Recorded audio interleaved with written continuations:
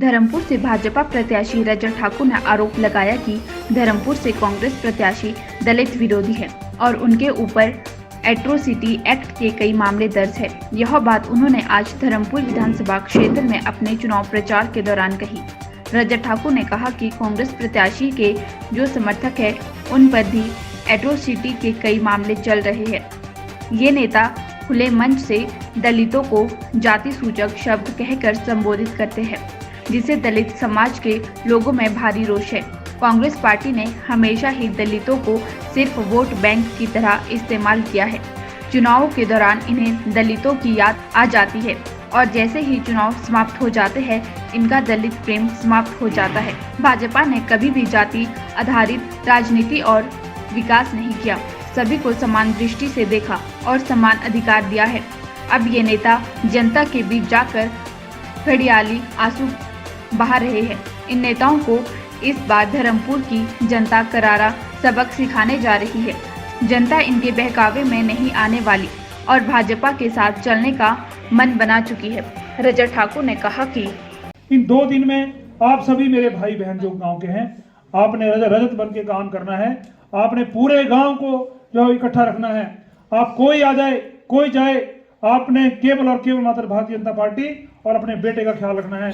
आपने लोगों को भी बताना है, लोगों को भी एक बात बोलनी है कि इस बार अगर हमने चूक करी, इस बार अगर हम वोट देने से चूक गए तो इतिहास हमें कभी माफ नहीं करेगा।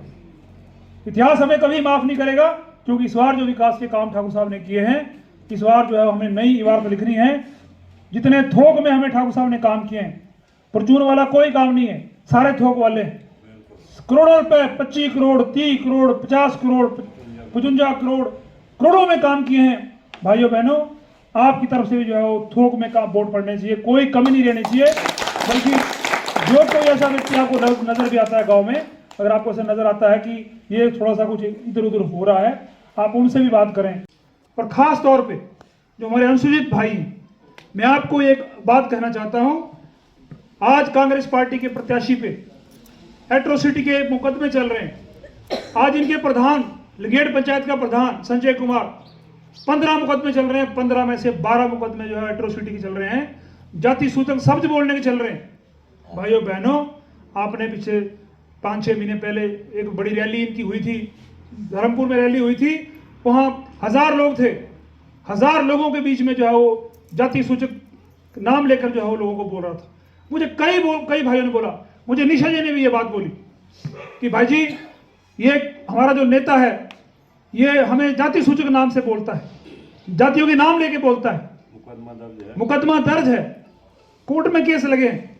भाइयों बहनों, मैं आपसे ये आग्रह करना चाहता हूं, अब ये जो मर्जी बोले, झूठे घड़ियालू आंसू बहा ले, जो मर्जी बोले, पर जो इनके मन में है, इनके मन में केवल और केवल मात्र जो है वो अनुसूचित जाति के भाई बहनों के सिर्फ वोट लेने का काम इन्होंने किया है।